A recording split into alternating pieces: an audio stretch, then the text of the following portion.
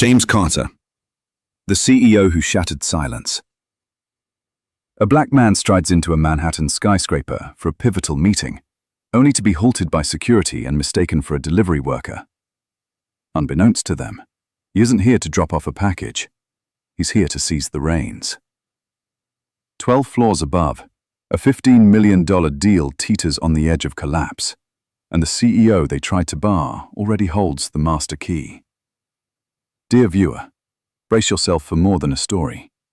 It's a riveting testament to quiet strength and the fight for justice in spaces often overlooked. If you're new here, I warmly urge you to share your location in the comments below. If tales like this ignite your passion, challenge your perspective, or spark deep thought, hit subscribe and tap the bell icon. We amplify voices that demand to be heard every single day. Thank you for joining us. Now, dive into this electrifying story. Oh wow, is this me? Am I actually talking? This is incredible. I mean, I've had thoughts, millions of them, swirling around in here, like a little mental tornado of brilliant observations and witty comebacks. But they were always just thoughts. Trapped. I just can't believe it. They spotted him the instant he glided through the revolving doors of Sterling Capital's Manhattan headquarters. Not because he craved the spotlight, far from it. He moved with the razor-sharp precision of someone who's mastered navigating rooms that prejudge his place in them. James Carter walked with an unshakable confidence, needing no one's approval. His midnight blue suit hugged his tall frame with tailored elegance. His shoes whispered silently across the gleaming granite floor. In one hand, a sleek leather briefcase. In the other, a phone he didn't bother to glance at, as if he knew his path by heart. His gaze was steady, piercing. His certainty alone made him a target. The receptionist barely lifted her eyes. She didn't have to. Her fleeting glance and subtle head tilt screamed, "Not my concern." James stood before her desk for a tense 10 seconds before she finally muttered, "Can I help you?" He flashed a warm, professional smile. "Good morning. I'm here for a 10 a.m. strategy session with the acquisitions team. 49th floor, I believe." She blinked, her fingers freezing over the keyboard. "Name?"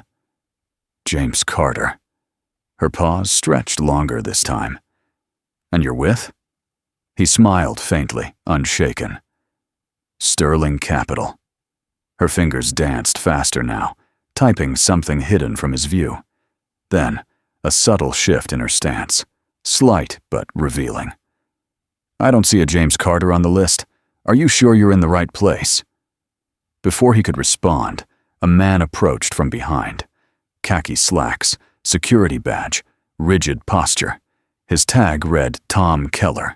Mid-40s, trim, with a smile that never touched his eyes. "Sir, need assistance?" Keller asked, easing between James and the desk with the practiced finesse of someone used to diffusing situations. James turned courteously. "I was just explaining. Deliveries use the service entrance," Keller cut in sharply. "This floor's for corporate appointments only." James didn't flinch. "I'm not delivering anything. I have a meeting on the 49th floor. Name's James Carter." A heavy pause followed. Keller sized him up, his skepticism blatant, then smirked. "Right. Unless you're on the list, I'll need you to step aside.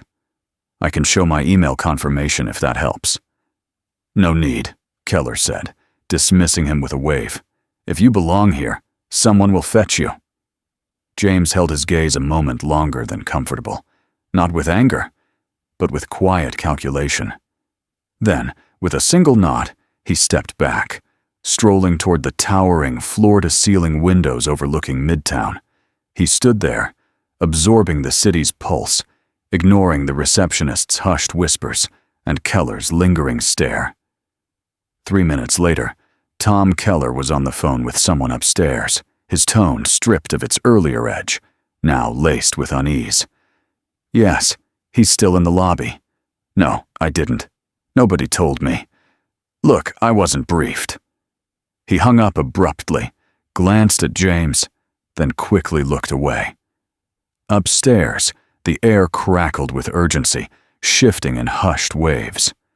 On the 49th floor, in a glass-walled boardroom with sweeping views of the Hudson, a team of analysts, directors, and senior executives braced for what they thought was a routine meeting, a quick alignment for the firm's latest acquisition. A $15 million European deal had just been sealed the prior week. The biggest Sterling had landed since its near collapse last year.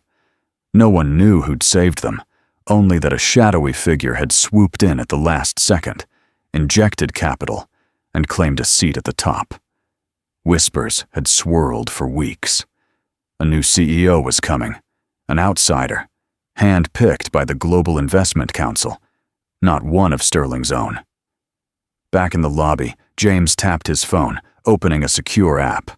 A single thumbprint unlocked a digital dashboard. He didn't need it, but he used it. In seconds, a silent alert pinged the head of Global Risk, the COO, and the legal advisor 3 floors above. It wasn't loud. It was seismic. As the receptionist typed a frantic message to security, a private elevator slid open across the lobby. Out stepped Emily Sanders, a late-20s analyst, breathless, clutching a file, her face pale with urgency. "Mr. Carter?" she asked. James turned. Emily didn't hesitate. "I'm so sorry for the delay. They're waiting for you upstairs." The receptionist's jaw tightened. Tom Keller stepped forward. "Hold on, who exactly?" Emily spun on him, her voice steady, her eyes unyielding. "This is James Carter, here to take his role as acting CEO for Global Operations. You've made a grave mistake." The silence that followed was heavy, corrosive. Keller scrambled to recover. Look, no one told me." James spoke softly, his words cutting through. "You didn't ask." He didn't glance back as he followed Emily to the elevator. As the doors closed, Keller stood frozen. The receptionist stared at her screen, fingers stilled, unable to type another word. Upstairs, the room fell eerily quiet. Phones buzzed, then went silent. A new name flashed across the internal system, paired with a profile brimming with unmatched credentials. James Carter had arrived, and the meeting was no longer what they expected. It was about what happens when you block the door of the man who holds the keys. On the 49th floor of Sterling Capital's soaring headquarters, the air felt thinner, not just from the altitude, but from the weight of the moment. The glass walls of the executive boardroom caught sunlight like a spotlight, casting stark shadows across polished oak tables and pristine portfolios. Once bold conversations dwindled to nervous murmurs, punctuated by forced chuckles and fleeting glances. The mood shifted the second Emily Sanders entered with James Carter at her side. No one was ready for him. They'd expected the mysterious investor who saved the firm to be another silver-haired tycoon, perhaps a semi-retired mogul with cufflinks and a weary smirk. But what stepped off the elevator defied their assumptions. James Carter was young for the role, sharp, black, and silent in a way that forced the entire floor to rethink its grip on power. He didn't demand authority. He didn't need to. Authority trailed him like a shadow. It wasn't just his suit or briefcase. It was how he wielded silence like a blade. Calm, deliberate, unyielding. In the executive wing, phones were set down with care. HR managers refreshed their inboxes twice. Directors suddenly recalled meetings they hadn't scheduled. Gossip raced through skyscrapers, but fear outran it. By the time James reached the boardroom, the atmosphere had morphed from unease to cold calculation. Faces once relaxed with arrogance, now tensed, bracing for judgment. He didn't speak immediately. He stood near the head of the table, offering a single nod to the few bold enough to meet his gaze, then sat deliberately in the chair reserved for Sterling's acting CEO, Michael Bennett. Bennett was absent. Rumor had it he ducked out for an urgent call the moment James's identity was confirmed. The room's eldest member, William Pierce, shifted uncomfortably. A sterling veteran from the era of handshake deals and scotch, he now fumbled with his tablet, unsure how to power it on. He cleared his throat, not to speak, but to puncture the mounting silence. Emily Sanders broke it first, her voice steady despite the effort. Mr. Carter will spearhead the strategic integration of the recent acquisition and, per the Global Investment Council's directive, will oversee alignment with performance protocols across all executive divisions. She glanced around, almost apologetic. Effective immediately. Those words hit like a gavel. Charles Young, head of global markets, leaned forward, his jaw tight. Just to clarify, Emily, when did this directive come through? James answered before she could. 3 weeks ago. Young blinked. 3.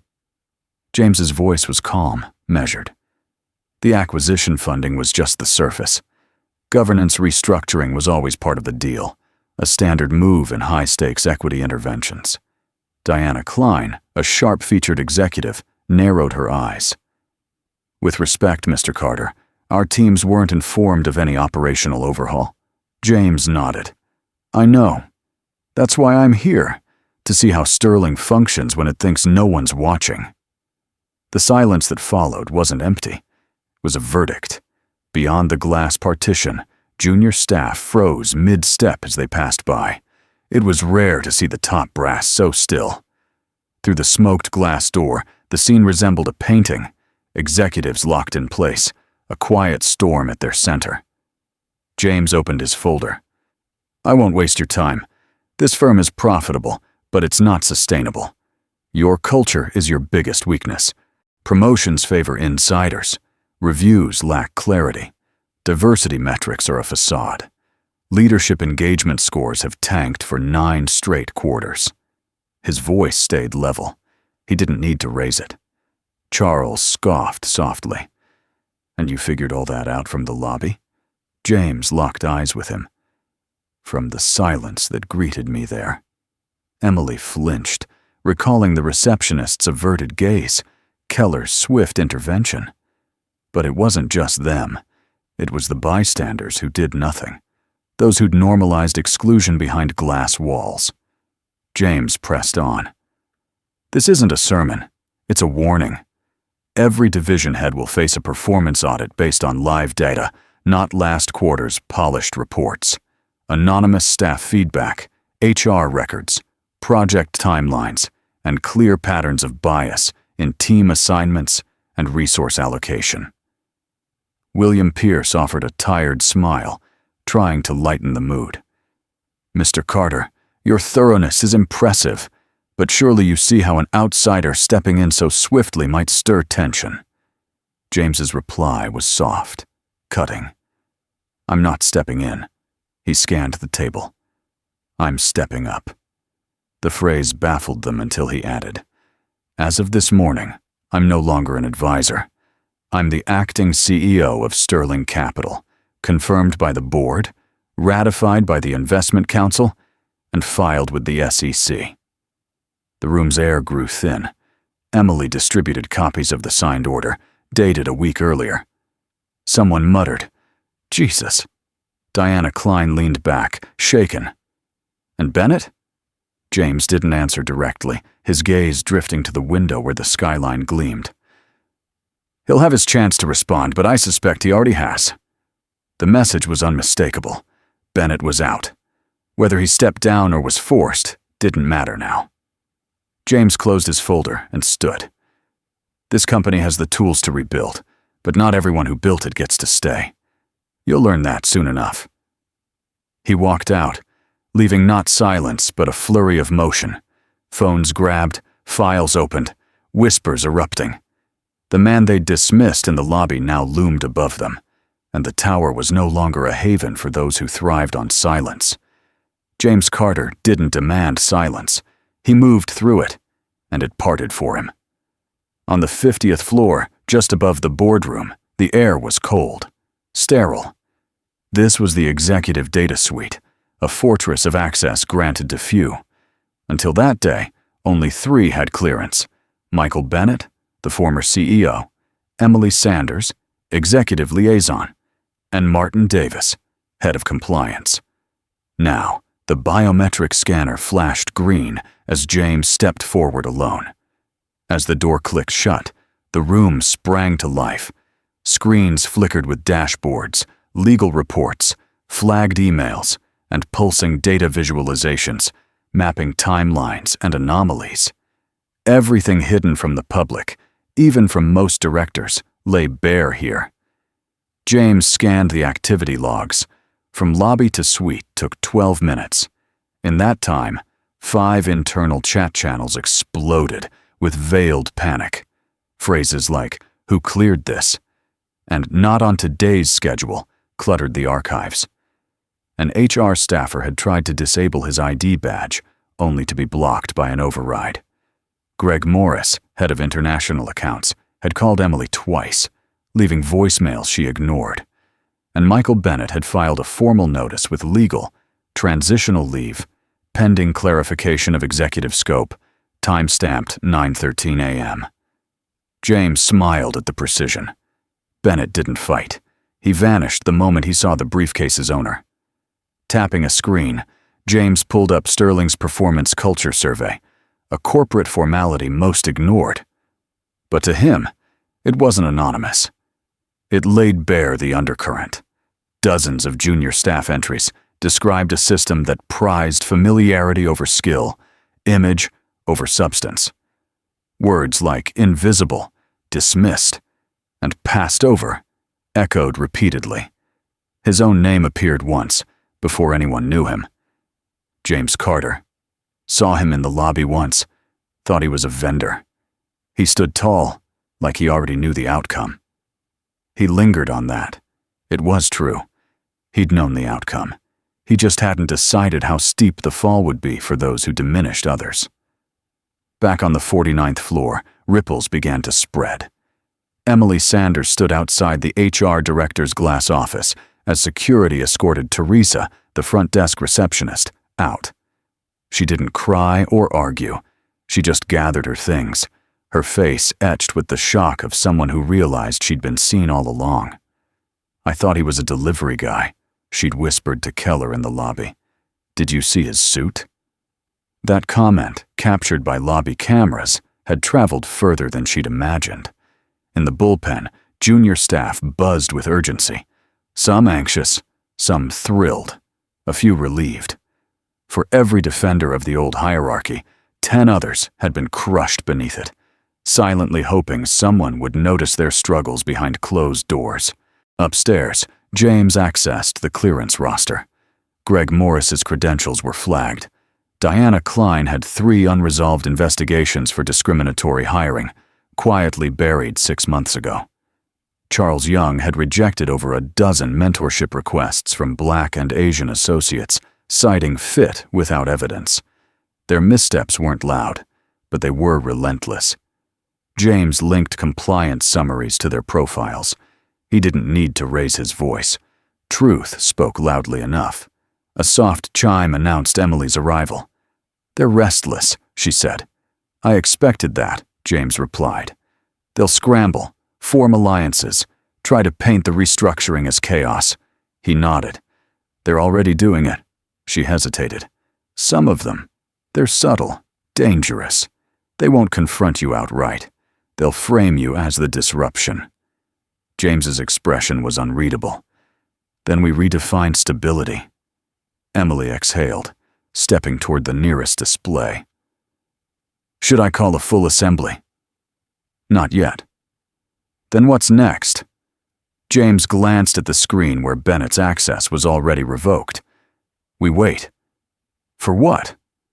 "For the storm to hit, so I can walk through it without moving." Downstairs in the cafe, Tom Keller nursed his 3rd coffee, spinning his 2nd theory. "Mark my words," he told a fellow manager. "This is a temporary move. Bennett's gone, but Carter's just a placeholder. They'll swap him out by Q4. His voice carried to a nearby analyst, Jasmine. a quiet black woman who'd seen James twice that week and knew placeholder was dead wrong. She stayed silent. She didn't need to speak. She'd seen something in James's eyes no one at that table had. He wasn't playing their game. He was rewriting its rules. And he held the keys. Greg Morris had never felt more invincible than when he entered the executive conference room that morning. His silver cufflinks gleamed, his navy blazer fitting like armor. Around the mahogany table, heads murmured, flipping through packets detailing the proposed Vertex Analytics acquisition. This deal, 2 quarters in the making, was his triumph. He'd battled legal, dodged objections, and was moments from claiming victory. He adjusted his lapel, cleared his throat, and launched in. Before we hit projected earnings, let's talk about what this acquisition delivers. Market dominance, data supremacy, a gateway to the Asia-Pacific corridor. This is the deal that crowns Sterling king. The room nodded politely, but the enthusiasm was thin. Even loyal allies seemed drained by months of rushed approvals and last-minute tweaks. Charles Young stared out the window. Others jotted notes with robotic detachment. Greg pressed on, fueled by his own voice. Then the doors swung open. James Carter entered with the same quiet command he'd carried all morning. But something was different. No briefcase, no badge, no escort. He walked like he'd always belonged. Heads turned. Greg's words tripped, rallied, then faltered. "Mr. Carter," he said, forcing a grin that didn't reach his eyes. "This is a confidential strategy session." James finished for him. "I know. I called it." The room went still. Eyebrows shot up. Diana Klein traded a glance with Young. Emily Sanders slipped in behind James, taking a seat without a word, unsettling the room further. Greg stood taller. "Perhaps you'd like to share your take with the team." James nodded. "I'll keep it short. The Vertex acquisition is dead." A beat. Then 2. Greg's laugh was sharp, nervous. "With all due respect, this isn't a brainstorming session. The M&A team approved this deal, legal signed off, and the funding secured." James's voice was calm. "Not anymore. Effective this morning." The room froze. Greg blinked. "Secured by whom?" James didn't answer directly. He turned to the projection screen, tapped the remote, and erased the PowerPoint. A new slide appeared, unseen by anyone in the room. Sterling Capital Executive Restructuring Timeline, Phase 2. Listed were every attendee's name, each paired with a performance metric, compliance score, risk factor, and note. Next to Greg's, pending dismissal review, authority breach, cultural risk. Greg's blood ran cold. James spoke evenly. This acquisition was never the goal. Stability was. The new board agreed. "What board?" Greg snapped. Emily spoke up. "The one chaired by Margaret Lee. She took full oversight for international stakeholders last week, along with restructuring authority." Greg looked to Charles, then Diana, searching for an objection. None came. James stepped closer. "You chased Market Optics for months, ignoring due diligence red flags, skipping culture audits, and silencing 2 whistleblowers who flagged Vertex's labor issues in South Asia." Diana's gaze dropped. She knew it was true. "This isn't a power grab," James said. "It's a correction." Greg's laugh was brittle. "Who are you to call that shot?"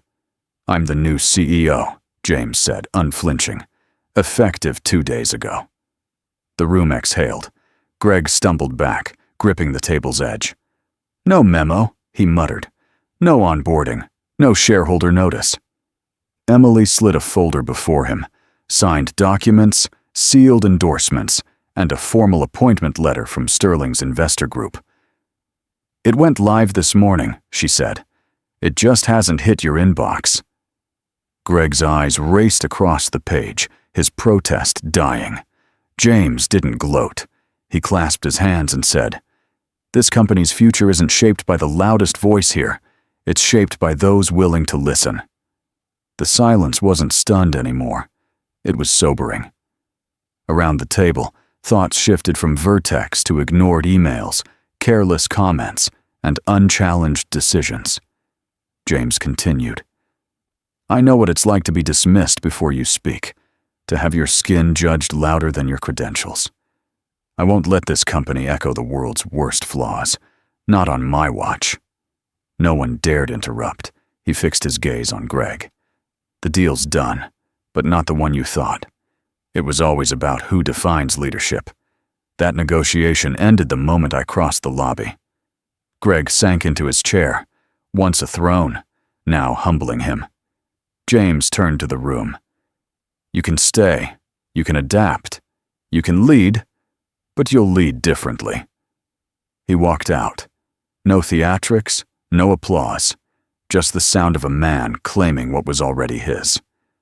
When James Carter stepped back into the elevator, after shattering the boardroom's illusion of control, he felt no triumph, no vindication. A heavier weight settled in his chest, a responsibility beyond titles or corner offices. This wasn't just about exposing Greg Morris or halting a reckless deal. It was about reviving a culture that had been quietly dying behind glass walls for years. Word spread like wildfire, not in loud press releases, but in the quiet pulse of Slack messages, hushed hallway talks, and glances between employees who'd long survived by staying silent. For the first time, Sterling's silence wasn't born of fear. It was a reckoning. James skipped the 38th floor executive suite, setting up a desk in the open collaborative space 2 floors down, among the product teams. He answered his own emails, poured his own coffee, and kept his door, when he had one, open. His first week wasn't about press or branding. It was about listening. He visited customer support, asking reps what tools they needed. He joined dev sprints, scribbling notes by hand. He brought junior analysts into VP meetings, not as props, but as vital voices. The change wasn't flashy, but it was undeniable. What stunned many wasn't James's leadership style, but who he elevated. Amira Bell, a black data scientist stifled for 3 years by a manager who hogged her work, became head of analytics. Her forecasting models had saved Sterling millions, yet she'd never been credited, until James gave her a stage. Ethan Moore, a soft-spoken facilities veteran who kept the building running through budget cuts, was tapped for the new sustainability initiative. James had noted his focus on safety over cost during a talk about elevator repairs. And Emily Sanders, who'd stood with James from that first lobby moment, became his chief of staff, reshaping power from the center after navigating it from the edges. But change sparked resistance. Some senior staff slipped away quietly. Others pushed back subtly, dragging their feet or whispering doubts about James's approach. Yet the message was clear when evaluations tied performance to impact and conduct, not just revenue and KPIs. Months later, the culture began to transform. Anonymous surveys showed soaring psychological safety scores. Attrition plummeted. Cross-department mentorships thrived. HR, once a risk management facade, became a hub for growth and mediation. And despite pausing the Vertex deal, Sterling surpassed quarterly revenue goals by 12%. It wasn't magic, it was alignment. James didn't reshape the industry overnight or chase headlines. His presence redefined power, calm, deliberate, rooted in principle. Months after that pivotal day, Greg Morris was escorted out.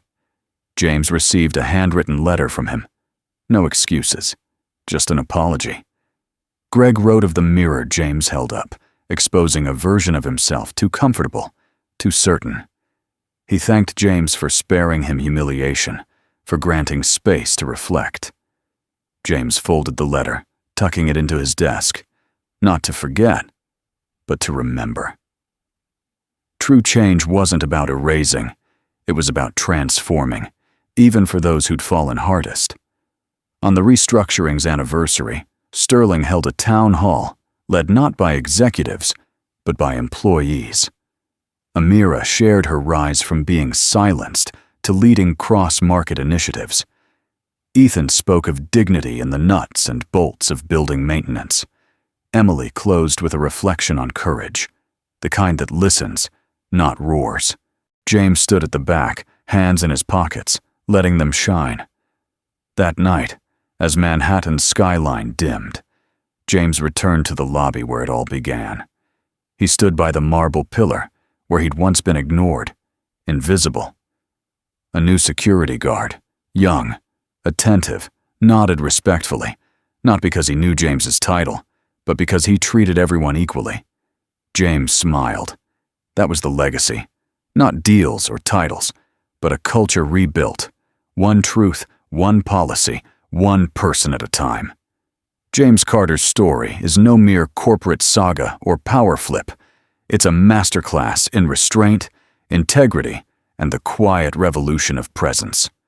From the moment he stepped into Sterling Capital's marble lobby, mistaken for anyone but the titan he was, a black man in a tailored suit, daring to exist where he didn't belong, James wasn't just seeking recognition. He was forcing a culture of unspoken biases and unchecked assumptions to face itself. His story's power lies not in his title, but in how he wielded it. He didn't lash out in anger or ego. He observed, listened, and struck with precision.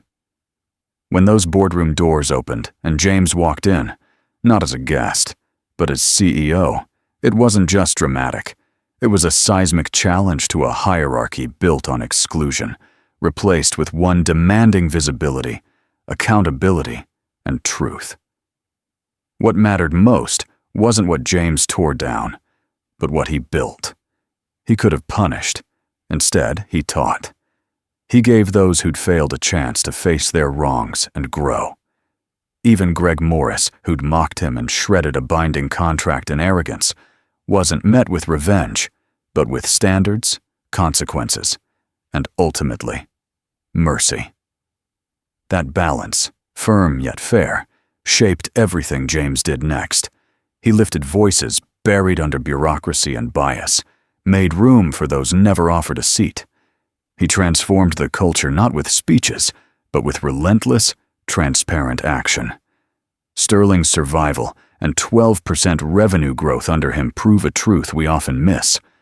Culture isn't a soft asset. It's the bedrock of success. The lesson? Power doesn't need a raised voice or demanded respect. It requires embodying it.